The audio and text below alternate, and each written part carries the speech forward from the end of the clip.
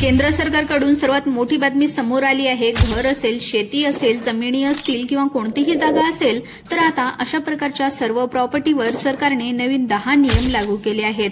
सरकारमार्फत जे काही नवीन 10 नियम लागू करण्यात आले आहेत ते नियम समजून घेणं फार महत्त्वाचं आहे। तसेच येणाऱ्या काळामध्ये कोणत्याही संपत्तीच्या बाबतीमध्ये तुमची फसवणूक होऊ नये म्हणून हे नवीन महत्त्वपूर्ण असे नियम जाणून घ्या, नाहीतर तुमचं खूप मोठं नुकसान या ठिकाणी होऊ शकतं। त्यामुळे हे कोणते महत्त्वाचे 10 नियम आहेत आणि कोणत्या नियमामध्ये बदल करण्यात आलेले आहेत हे आज आपण या ठिकाणी व्हिडिओच्या माध्यमातून जाणून घेणार आहोत। त्यामुळे व्हिडिओ स्किप न करता संपूर्ण पाहत रहा, कारण प्रत्येक मुद्दा हा खूप महत्त्वाचा आहे। सरकारने संपत्तीवर जे काही नवीन 10 नियम लागू केलेले आहेत ते एक एक करून आपण या ठिकाणी समजून घेऊयात। सर्वात पहिला नियम हा आहे की आई वडिलांचा सांभाळ न करणाऱ्या मुलांना संपत्तीतून काढून टाकण्याचा अधिकार आता आई वडिलांना देण्यात आलेला आहे। जर आता एखादा मुलगा आपल्या आई वडिलांचा सांभाळ करत नसेल तर त्यांची काळजी घेत नसेल तर आई वडील त्यांना त्यांच्या संपत्तीतून त्या मुलाला वजा करू शकतात। जर आई वडिलांनी त्यांची संपत्ती आधीच आपल्या मुलाच्या नावावर केलेली असेल तर ही संपत्ती सुद्धा ते या ठिकाणी वापस घेऊ शकतात। सरकारचा हा जो काही नियम आहे तो वयस्कर लोकांच्या फायद्याचा ठरणार आहे। कोर्टाने हे स्पष्ट केले आहे की आई वडिलांचा सांभाळ करणं हे मुलांचं कर्तव्य आहे आणि मुलं जर ही जबाबदारी समजत नसतील तर त्यांचा त्यांच्या आई वडिलांच्या संपत्तीवर कोणताही अधिकार नाही। तुम्ही जर तुमच्या मुलाच्या नावावर तुमची संपत्ती केलेली असेल आणि तुम्हाला जर ती वापस पाहिजे असेल, वापस घ्यायची असेल तर तुम्ही ती कायद्याने मिळवू सुद्धा शकता।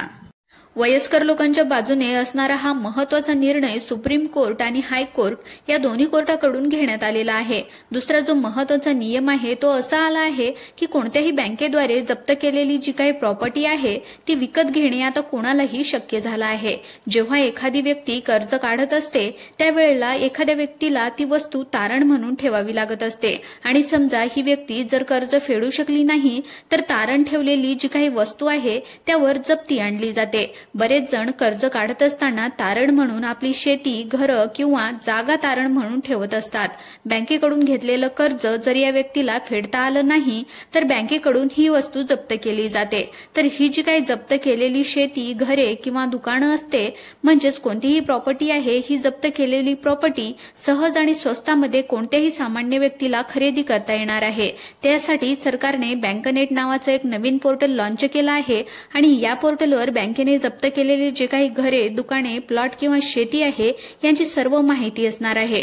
कोणताही सामान्य व्यक्ती या पोर्टलवरून कोणतीही वस्तू स्वस्त दरामध्ये आता विकत घेऊ शकतो, ज्यामुळे सामान्य माणसाचा आता फायदाच होणार आहे। पहिले बँकांनी जप्त केलेल्या वस्तूंची खरेदी करणं फार कठीण होतं, पण आता निलामीच्या सर्व बातम्या या पोर्टलवर दिसणार आहेत आणि सर्व सामान्यांना सुद्धा या प्रॉपर्टी वर्गाला जास्त फायदा होणार आहे। कारण यापूर्वी बँकांनी जप्त केलेल्या ज्या काही प्रॉपर्टी आहेत त्या कधी आणि कुठे विकत घेतल्या जातात हे सर्वसामान्यांना कळत सुद्धा नव्हतं, पण या नवीन नियमामुळे सामान्य माणूस सुद्धा ही प्रॉपर्टी स्वस्तामध्ये आणि सहजपणे खरेदी करू शकणार आहे।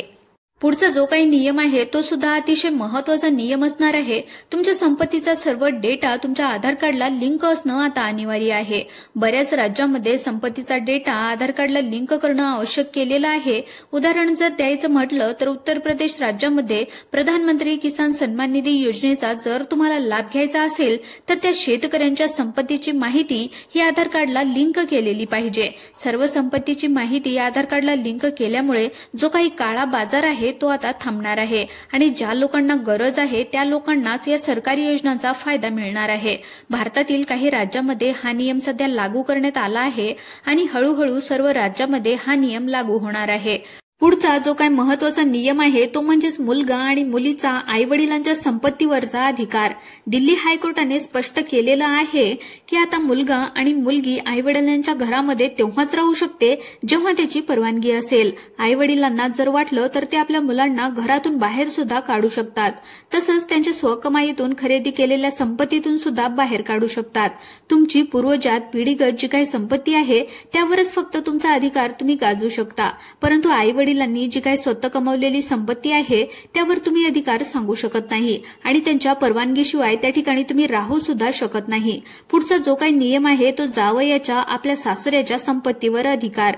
सुप्रीम कोर्टाने स्पष्ट केलं आहे की कोणत्याही जावयाचा त्याच्या सासऱ्याच्या संपत्तीवर, मग ती पिढीगत असू दे किंवा स्वतः कमाईची असू दे, या संपत्तीवर अधिकार नसणार आहे। तो एकुलता एक जावई जरी असला तरी त्याचा कोणताही अधिकार यावर राहणार नाही। त्यानंतर पुढचा जो काही नियम आहे तो म्हणजेच बायकोच्या नावावर खरेदी केलेल्या संपत्तीचा मालकी हक्क। तर नवऱ्याने बायकोच्या नावावर काही संपत्ती घेतलेली असेल तर त्याचा जो काही मालकी हक्क आहे तो फक्त बायकोकडेच असतो। जर एखाद्या नवऱ्याने पैसे देऊन बायकोच्या नावावर संपत्ती खरेदी केली तर त्याचा मालकी हक्क जो काही आहे तो बायकोकडेच असेल। या ठिकाणी कोर्टाने स्पष्ट सांगितलं आहे की पैसे कोणी जरी दिले तरी सुद्धा ज्याच्या नावावरती संपत्ती आहे तोच त्याचा मालक असणार आहे। पुढचा जो बदल आहे तो म्हणजेच दत्तक घेतलेल्या मुलाचा संपत्तीवरचा अधिकार। हायकोर्टाने निर्णय दिला आहे की दत्तक मुलांचा सुद्धा आपल्या आईवडिलांच्या संपत्तीवर तेवढाच अधिकार असेल जेवढा सख्ख्या मुलांचा असतो। हा निर्णय दत्तक मुलांच्या अधिकाराच्या सुरक्षिततेसाठी घेण्यात आलेला आहे। यामुळे सख्ख्या आणि दत्तक मुलामध्ये कोणताही भेदभाव होणार नाही। पुढचा आणि महत्त्वाचा आणि नवीन बदल म्हणजे मुलींच्या वडिलांच्या संपत्तीवरचा अधिकार। मुंबई हायकोर्टाने सांगितलं आहे की जर मुलगी आईवडिलांना सांभाळत नसेल, परिवाराशी तिने संबंध तोडलेले असतील तर वडिलांच्या संपत्तीवर तिचा अधिकार राहणार नाही। छत्तीसगड राज्यातील कोर्टाने स्पष्ट केलंय की वडिलांच्या मृत्यूनंतर मुलीचा त्यांच्या संपत्तीवर बरोबरीचा अधिकार राहील। वेगवेगळ्या राज्यातील कोर्टांनी या बाबतीमध्ये वेगवेगळे नियम काढलेले आहेत, म्हणजे तुम्ही ज्या राज्यामध्ये राहत असाल त्या राज्यातील कोर्टाच्या निर्णयाप्रमाणे तुम्हाला संपत्तीमध्ये अधिकार मिळणार आहे। संपत्ती संदर्भामध्ये हे महत्त्वाचे बदल आता लागू करण्यात आलेले आहेत। आजचा व्हिडिओ तुम्हाला कसा वाटला? व्हिडिओ जर आवडला असेल तर व्हिडिओला लाईक करा आणि चॅनलवर जर नवीन आले असाल तर चॅनलला सबस्क्राईब करायला विसरू नका। धन्यवाद।